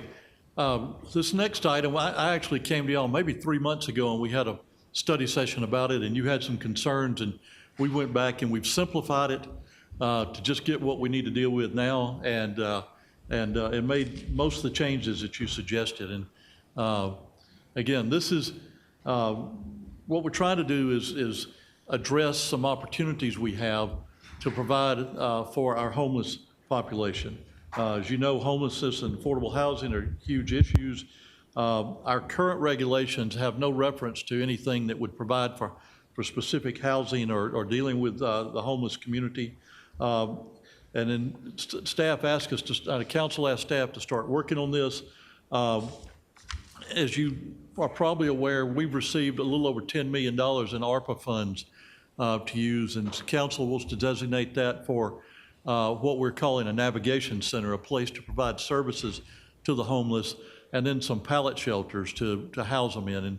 And currently our ordinance doesn't address what a navigation center is, nor what pallet shelters are. We'll have to say that thanks to Mr. Hayter, who's not here, he took those two definitions and rewrote them so that the attorney's office was comfortable with them, which makes me much more comfortable with them. We eliminated any reference to changing the multifamily at this time.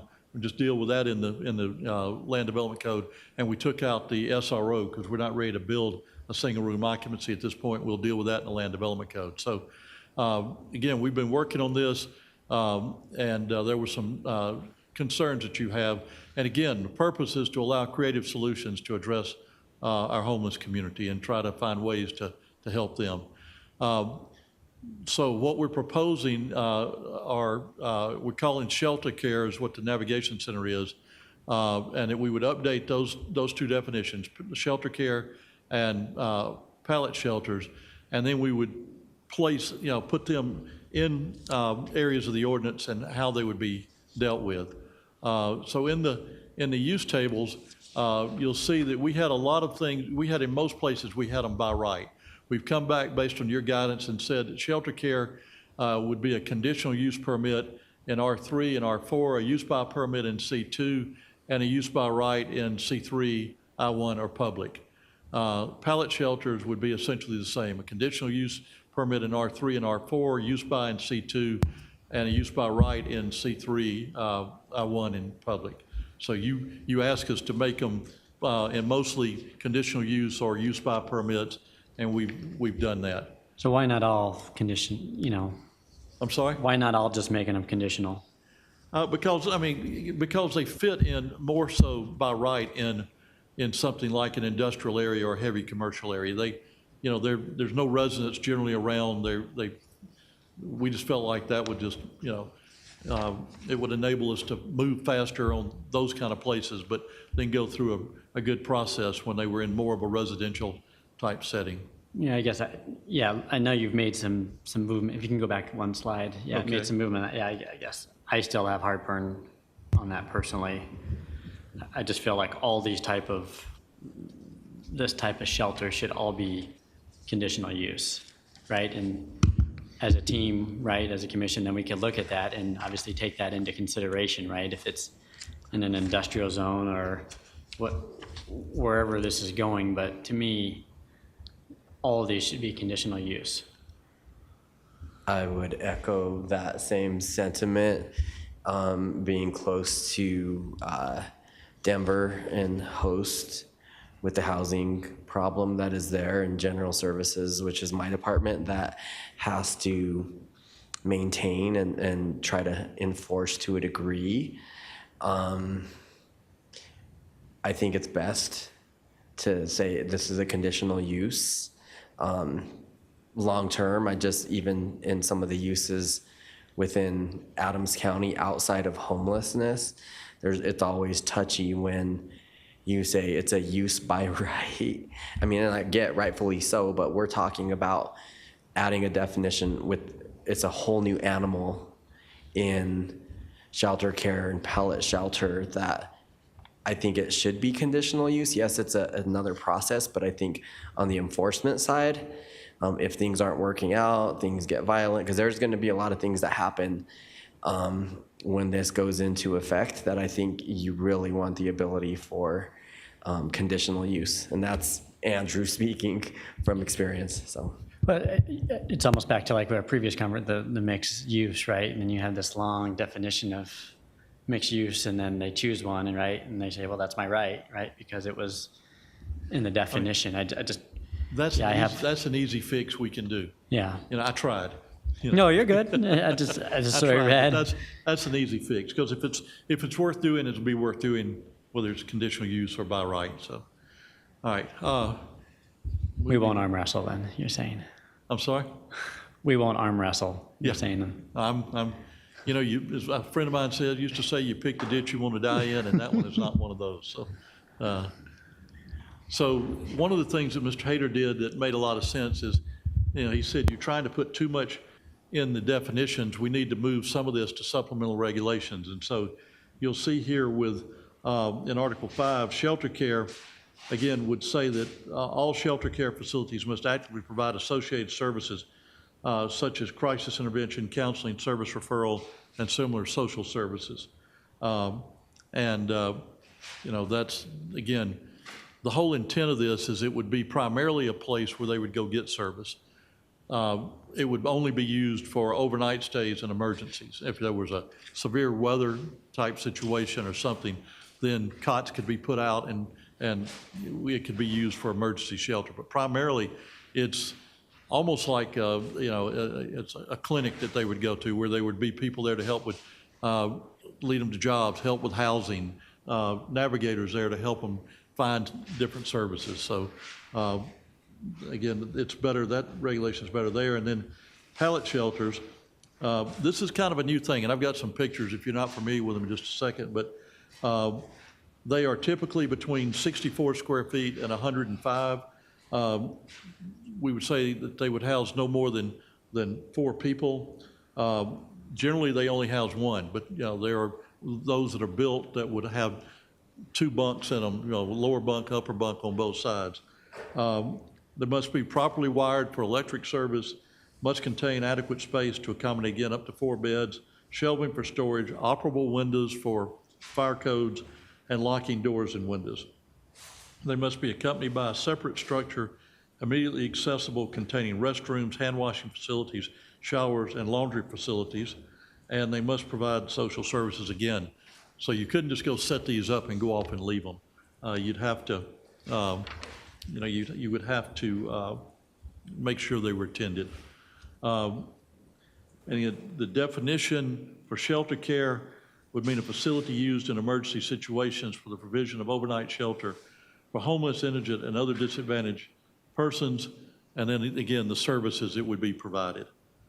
And these are, and I hate to almost show, but because they're probably some of the places you've talked about, but these are some of the facilities that that are in other areas. The one in Lawrence Street in Denver, I am very familiar with because I happen to live 2 blocks from it, and I see the same things that you're seeing every day. And again, there are other issues that are associated with that. Pallet shelter is, as Matt came up with a very simple definition, is just a temporary living quarter for the homeless. And again, it has to go back and meet those other standards in the supplemental regulations. These are pretty cool. If you haven't seen them, this is in Aurora at the Salvation Army. These are the ones that they put up, and these can be put up and then taken down and stored and put back up.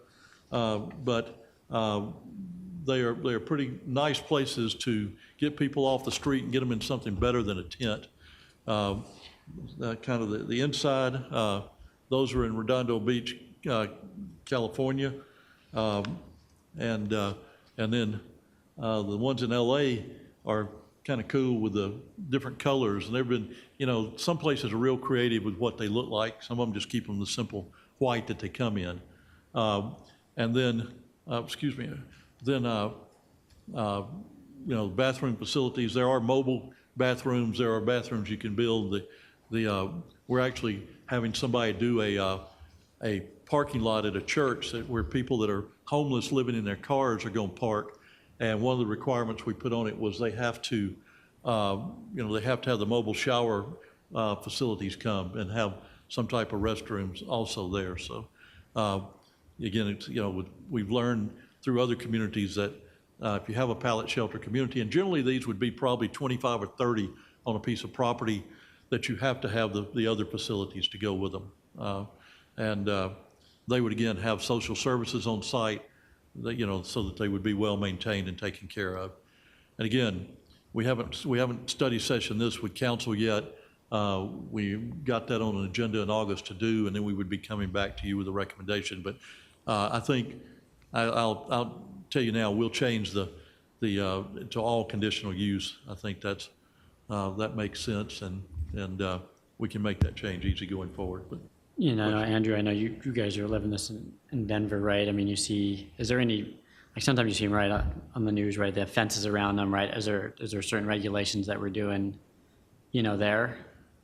I just remember like some of the temp ones, maybe it was in Denver, I thought that they had set up similar to that. Maybe not, it wasn't in Denver, but I thought it was, some of them had security fences around them, some of them didn't, some of them.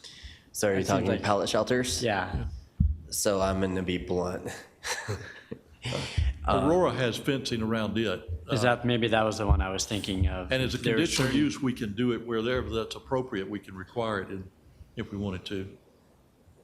So to speak about pallet shelters, this is Andrew speaking because we have to maintenance these types of things, and they're not a good idea. As we've gone down this road to find a director of facility management. We've interviewed folks from across the country, from California all the way to Georgia, if you will, and the homeless shelter problems in the Pallet Shelter, for sure.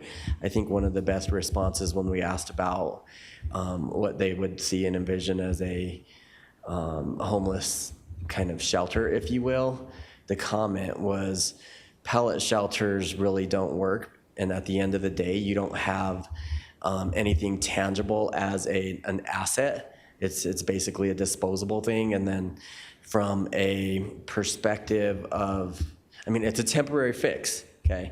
But there's rolling impacts when you talk about everything needs to have electricity. It needs to have, so we're running power to where? I'm just asking. And so that hits my facility management folks. And so we stood up another team of 6 folks dedicated specifically for the homeless shelter through ARPA, which was funded nominally just because we needed to spitball something. But this thing is going to grow into multi-million dollars a year. And if you watch the State of the City address for Denver, they alluded to it, but I think the pallet shelters, in my mind, you get into a maintenance issue big time. We show real pretty pictures what they could be, but reality, I'd love to take you to go see what it really turns into. And it's a temporary fix. So the city would be getting into a business of maintaining pretty much sheds, if you will, and then on the maintenance side, even a long-standing procurement for the folks to come in, service the toilets, to service all the things that are not in this, I'm gonna call it pallet, if you will. I think it's just a really bad idea. That's Andrew speaking because I see it firsthand. I would almost steer council in a direction where you have something tangible at the end, something that is a real asset for the city as opposed to something that's just completely trashed out because they turn over. It's not a good thing. I mean, I get it. You're getting people out of their car, but you're opening a door to be in a business that's just gonna hemorrhage money. So I'm cautious on that.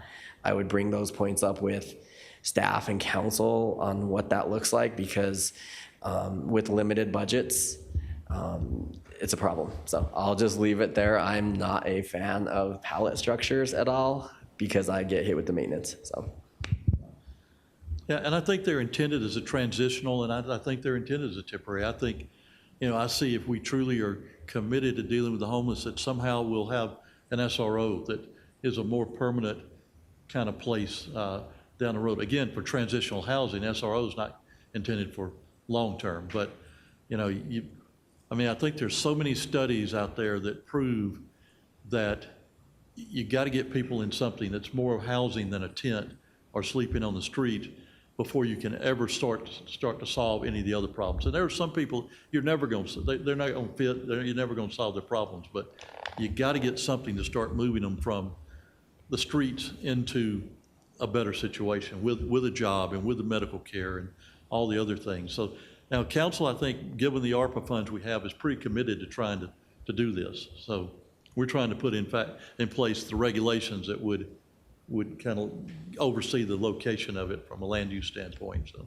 I hear where you're coming from. I mean, it's, again, probably easier to clean up around a pallet shelter and in a pallet shelter than it is all the tents and trash that gets thrown out because you will have social services, you will have management to kind of watch over that, so. I'm cautious. I mean, it sounds good in theory again on the services piece. So if we were to tour one of the, I'm going to say pallet shelters, just like that, where does the staff stay? Where are they at? They don't have a dedicated building. They're intermittent, if you will. They're there, but it's hard to provide services to that as opposed to a real structure that has, I would say, maybe some offices. Even at that, they're kind of makeshift offices from some of the things that I've seen, and the staff really need to be protected in there. Again, I'm not saying no, but I am cautioning a huge maintenance piece. I think what you'll so. find is if, when the city does it, and private sector can't afford to do this, but if the city doing it using the ARPA money, we will probably co-locate the shelter care, the navigation center with the pallet shelter so that, and we will have staff there that'll be in a permanent facility and providing social services and navigation to them at the same time. Again, the only one that I've been on the grounds, walked at it, looked at it, is the one in Aurora. And it is well maintained, and they have had a lot of success with that one. And again, it's on the Salvation Army property, and Salvation Army provides part of that service, and other folks provide another part of it. Right, and then I would just caution too that as you're moving this forward, to be thoughtful about existing staff and say, okay, you're a maintenance guy, you're a plumber, if you will, and the plumber is going to turn around and say, yeah, but I didn't sign up to be in the homeless shelters because of all the things get flushed down the drain and this. I mean, it's a plumbing nightmare on that issue. So I would just say again, if you're looking at moving in that direction, there's going to be probably a whole new, I wouldn't say department, but you're going to need a department wing to manage that, and your FM side or your Parks and Rec side or whoever is going to maintain that is really going to give some pushback. So just caution. Thank you. Other thoughts? I know you had mentioned by industrial and all that, but I think we need to be also mindful of our environment here by placing people too close to heavy industry and making sure, that's not an issue as well. The health, safety, and welfare of the people, whoever is going to be put into those facilities, they're going to be in a healthy environment as well. I've seen the pallet, the ones in Los Angeles and San Diego. Of course, those are warmer climates too. And so I don't know if we can transition from the shelter being in the wintertime and then the pallet facilities go up for a certain period of time, and then education with it too. So knowing that this is the first step, and then what the criteria are. I can tell you right now, I have someone that I've been working with for quite a long time, lives in his van, and he lives in the parking lot. He's been there for 8 years in his van. And it's been really hard trying to find that person housing, because when the single-family homes come up in the Northern Range, they're the first ones to get snapped up. So it would be nice that the city could go into maybe a land development, I don't know, zoning or so for deed restricted homes. So basically, with the housing in the city, start building facilities where people can have a home at a low, reduced rate, but knowing that this is their first home, so if they occupy the dwelling and they decide to move up, that the next person come in would have the same qualifications, and that this person could not sell the home or town or whatever and make money. It's basically not first generation, but first occupant space. But it'd be nice to transition from, the shelter's one thing, because I know on 104th Highway 2, there's certain areas where when the weather's bad, snow, inclement weather, there needs to be a place where people can go to that's safe, and we don't have that right now. Right. No, I think you're going to see us look at a lot more of how we deal with housing.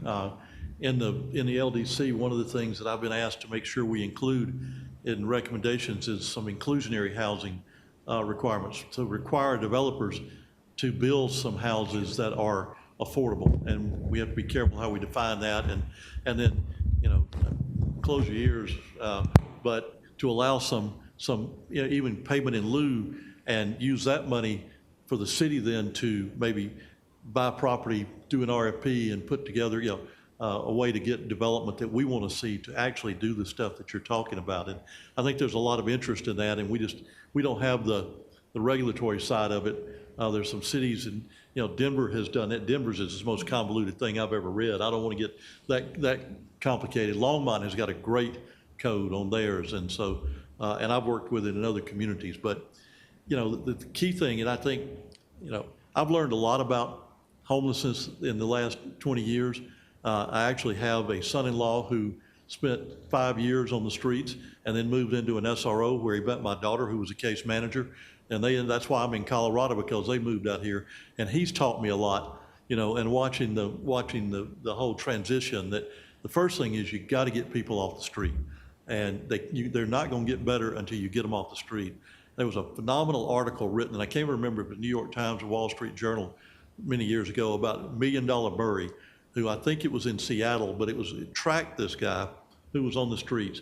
When he was on the streets, he cost the local government in medical costs, police, jail time and everything else, $1 million over the course of his life. And they tracked, when they would get him in housing, how that just dropped to virtually nothing. And it's a great example of, you got to get people in some kind of, in transitional housing. And then the hope is you don't want anybody to live in a pallet shelter for an extended time. You want them to try to get them stabilized and move them, have another opportunity. We don't have those opportunities here yet. We got to make sure that, we start doing that. So I know council is really wanting to try to do some of that. They see the navigation center, the fact we hired a homeless navigator last year to start working with the homeless and trying to help them get into things is an indication of that. We just want to take it to the next level and the next level and try to, and make sure that anybody that wants to live here can afford a house some way or the other. And right now, the people that work for us, can't buy houses here hardly. And so, and our teachers and our cops and all those people, we've got to start doing some things to try to help move move in that direction. This is just a small first step of that.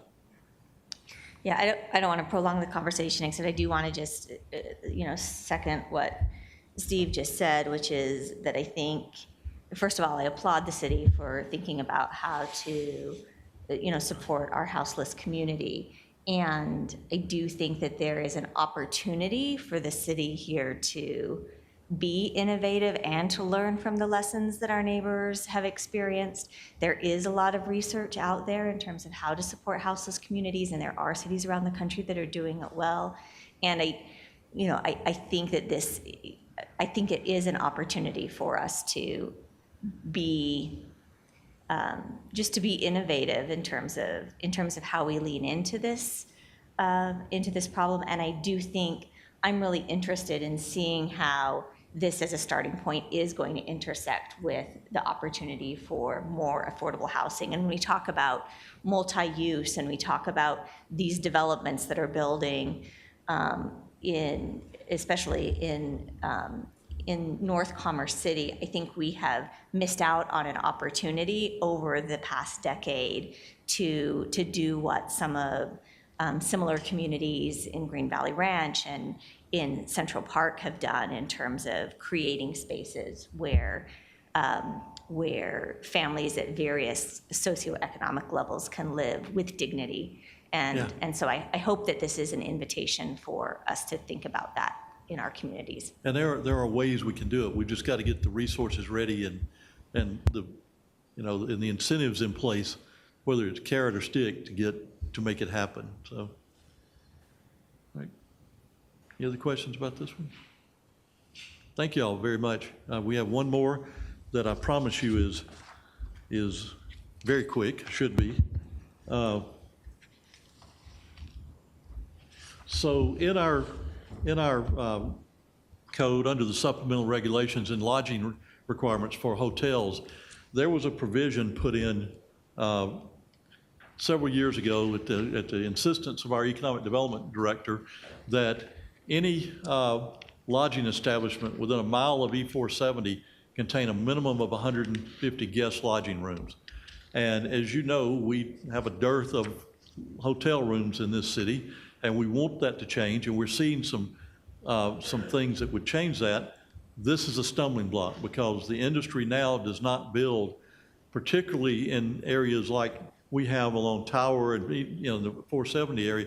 They don't build 150 guest rooms now. They're smaller than that.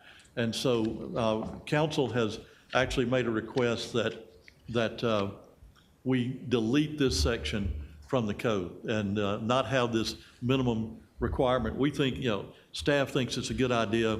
Again, council has requested it. I think they would have passed it before we even brought it before you, had they not been told we need to kind of need to talk about this with the planning commission. But again, I think it's a regulation that is keeping us from getting something that we really want here, and that's decent hotel space. And if you go, it's just south of our city limits, you're seeing, in that area, hotels being built, and we're not getting them. So anyway, we're recommending to you that the LDC, we remove that language from the LDC. That one sentence that says that if they're within a mile, they have to have 150 rooms. Agree with that, yeah. I'm sorry? Agree. I think it's a good move. So if y'all are good with that, we'll move forward with that. Yes, sir. Mr. Steve Timms, was there a stipulation with DIA that Commerce City couldn't build hotels on Tower until they reached a minimum of 15 or 2,000 room? I've heard that before. I have not seen that actually written in a contract, though. Okay. But I have heard what you just said, yes. My understanding, this came from, back in 2010, you remember Stephanie Salazar? Yeah. Right, our economic, so she wanted that because she wanted, at the time, E470 to develop with a higher grade of hotels and things like that. Sure, makes sense, right? But now what we've seen, I'm processing a hotel right now for 81st and Tower, a Holiday Inn, and the ones you're seeing now are, 4 stories and about 100 rooms. And so that's kind of where the market is. And that's outside the 1 mile radius, so it's not affected by this. But as we get more infrastructure, more development, that's just where the market is on that size of hotel. So we understand where it came from, but we think that it's not needed in today's era, I guess. Yeah. So, yeah. I agree. Thank you. You're welcome. No other questions. I think that's it for me. Anything else we need to discuss? Thank you all Thanks, very Mr. much. Tolbert. Our meeting is adjourned. Thank you. And thank you, Nathan, for the help.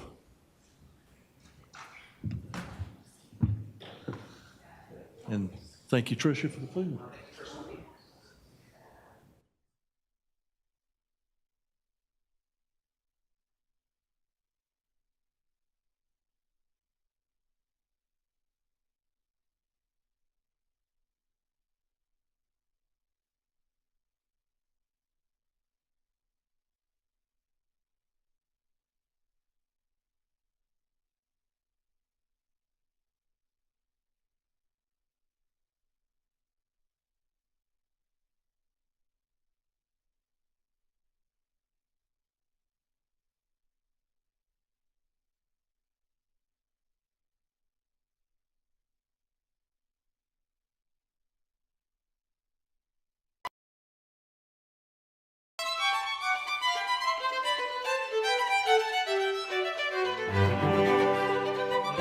Thank you.